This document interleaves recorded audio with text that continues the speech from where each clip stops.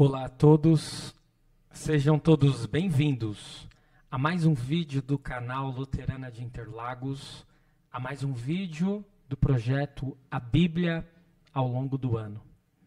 É um prazer poder narrar estas histórias e poder compartilhar com você um pouco de conhecimento bíblico e teológico. Hoje, dia 18 de janeiro, queremos trazer os capítulos 9 a 12 de Gênesis. Vamos juntos? Muito bem, iniciando com um breve resumo dos capítulos, com o capítulo 9. No capítulo 9, temos o desfecho da história do dilúvio. Agora, já em terra firme, Deus estabelece uma aliança com Noé e com seus descendentes, a saber, nunca mais destruirei a terra com um novo dilúvio.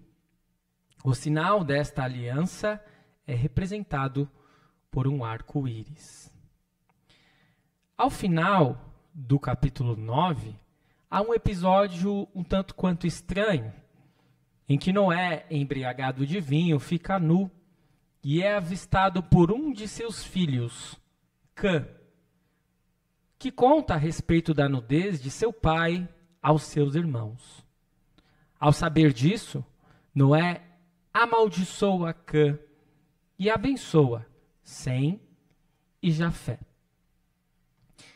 Então chegamos no capítulo 10 de Gênesis. O capítulo 10 traz as genealogias dos descendentes de Noé. De seus 3 filhos, toda a terra seria repovoada. Há pouco destaque para os descendentes de Jafé. Já Cã e Sem se destacam. Cã, dele deve descender os cananeus, povos que dariam muita dor de cabeça a Deus e ao povo de Israel.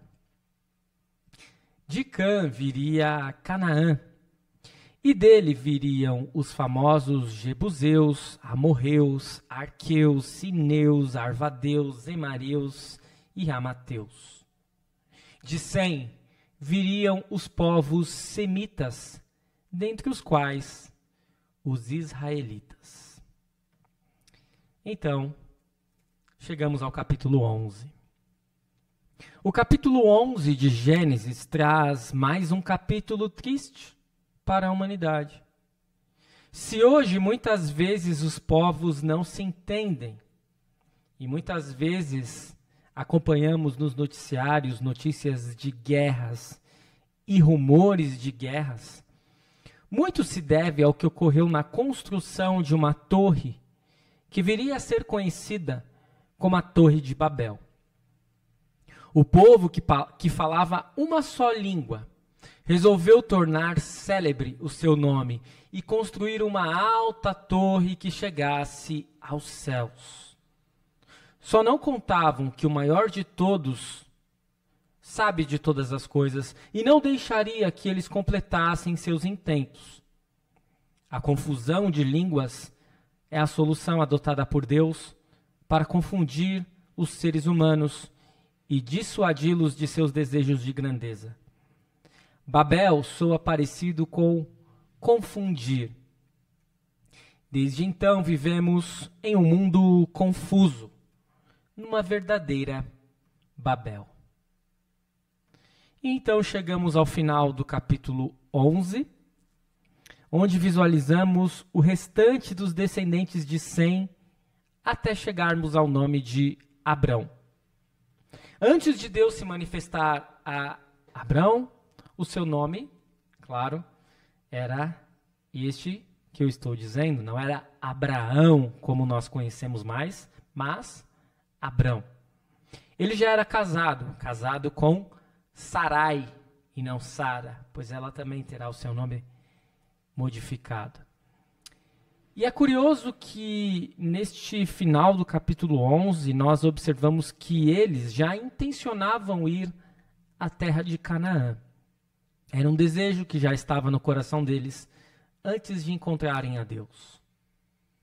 O encontro com Deus irá fortalecer essa ideia, mas dar um novo propósito a um homem de idade que não tinha filhos por conta de sua esposa ser estéril. Então chegamos no último capítulo do dia, o capítulo 12. O capítulo 12 de Gênesis é ímpar para a história de Israel e para a continuidade do proto-evangelho, o primeiro evangelho, presente lá em Gênesis 3,15.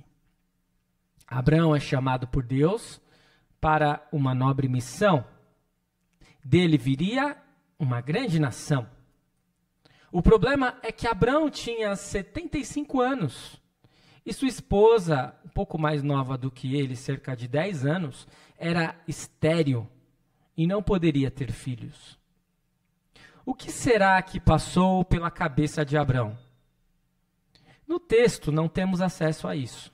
Apenas descobrimos que Abraão não titubeou e seguiu as recomendações de Deus, indo com seu sobrinho Ló para a terra que Deus lhe mostraria em Canaã. No entanto, muitos anos passariam até a conclusão da promessa de Deus, e dificuldades viriam, como a fome. Por conta de um tempo de dificuldades, Abraão e Sarai vão para o Egito.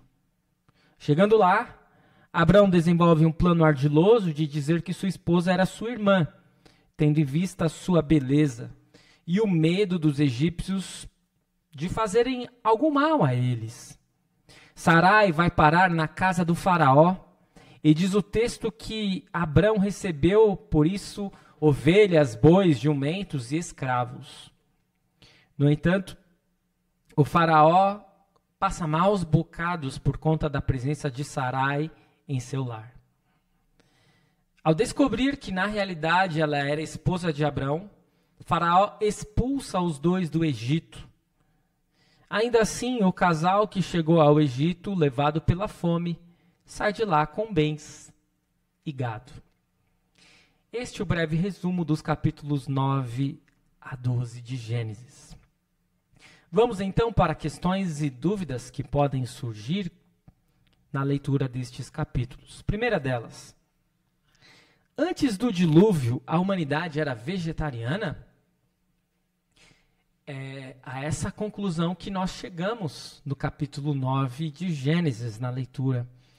Pois lá está escrito que Deus possibilitou, a partir do capítulo 9, que as pessoas comessem carne animal.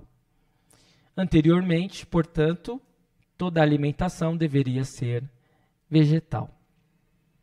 Questão 2. Continua válido até hoje a prescrição de que não podemos comer carne com sangue? É o que também consta no capítulo 9 de Gênesis. Parece ser assim um capítulo repleto de orientações nutricionais, de dieta, né? E ainda há muitas denominações, religiões que seguem este preceito. Não comem carne com sangue. Mas o que nós observamos é que no Novo Testamento não há essa reafirmação e, portanto, não há mais essa necessidade de cuidado com a carne com sangue. Então, se você gosta daquele churrasquinho com uma carne um pouco mais mal passada, não se preocupe, que essa era uma prescrição apenas válida para aquela época. Questão 3. Quais são os termos da aliança de Deus? Quando nós observamos lá no capítulo 9, nós observamos que Deus está estabelecendo uma aliança com Noé e com toda a humanidade. E Deus, ele se coloca em uma condição de que ele promete que jamais irá destruir a humanidade novamente, ao menos não com um dilúvio como aconteceu. E é interessante que Deus não impõe nenhuma condição para a humanidade. Ele não diz, se vocês me seguirem, não destruirei mais. Ele diz que não irá mais destruir, ao menos não com um dilúvio. Questão 4. Deus precisa se lembrar da sua aliança, por isso existe o arco-íris? Nós observamos lá no capítulo 9 a presença do arco-íris e podemos nos questionar, porque lá diz assim que Deus, quando Deus olhar para o arco-íris, ele irá se lembrar de que ele não poderá mais destruir a humanidade com água. Mas é óbvio que esse é um recurso literário do autor, que nós cremos foi Moisés quem escreveu, para, de certo modo, trazer uma característica humana que, obviamente, Deus não detém. Deus não se esquece das coisas. Claro, há outros textos bíblicos que vão dizer que ele se esquece dos nossos pecados devido à obra de Cristo, mas isso é uma outra questão. Ele escolhe esquecer, ele olha para nós e enxerga a obra de Cristo. Mas isso não quer dizer que Deus ele tem problema de esquecimento, ele precisa tomar um remedinho ou ele tem Alzheimer. Deus se lembra de todas as coisas, desde o início até o fim da criação do mundo, porque, na verdade, ele não tem início, meio e nem fim. A questão 5 é um tanto quanto enigmática, porque podemos ficar muito na dúvida lá quando fala a respeito do pecado de Cã. Afinal de contas, qual teria sido o pecado do filho de Noé, Cã? Se Noé se embriagou com vinho, se Noé estava nu, o que Cã fez de errado? Lá no final do capítulo 9. E a única coisa que nós podemos observar é que ele foi contar isso aos irmãos. Diz lá no versículo 22, Cã, pai de Canaã, vendo a nudez do pai, foi contar isso aos seus 2 irmãos que estavam do lado de fora. E a postura dos irmãos de Cã, dos outros filhos de Noé, é uma postura que indica exatamente qual a postura que Cã deveria ter tomado e não tomou. Porque diz lá, então Sem e Jafé pegaram uma capa, puseram-a sobre os seus próprios ombros, e andando de costas e com os rostos desviados, cobriram a nudez do pai, sem que a vissem. E quando Noé despertou do seu vinho, soube o que o filho mais moço havia feito, e então disse, maldito seja Canaã, seja servo dos servos para os seus irmãos. Portanto, os descendentes de Cã, já vem a questão 6, teriam sido amaldiçoados pelo pecado de seu pai? É basicamente o que nós lemos no capítulo 9. É difícil, é uma linguagem que nós podemos ter dificuldades, é uma linguagem de bênção e maldição, e até poderíamos questionar, mas o que os descendentes de Cã têm a ver com o pecado de seu pai, de seu avô? Mas é exatamente isso que ocorre. Talvez porque Deus, sendo onisciente, ele já sabia de todos os problemas que os cananitas iriam dar a ele e aos israelitas. Não sabemos ao certo. O que sabemos é que de fato acontece o que está escrito. Questão 7. Qual foi o principal pecado das pessoas na Torre de Babel? É uma dúvida que pode surgir. Quando nós lemos lá Gênesis 11, nós podemos observar o que está escrito lá a partir do versículo 4. Disseram, venham, vamos construir uma cidade, uma torre, cujo topo chegue até os céus e tornemos célebre o nosso nome, para que não sejamos espalhados por toda a terra.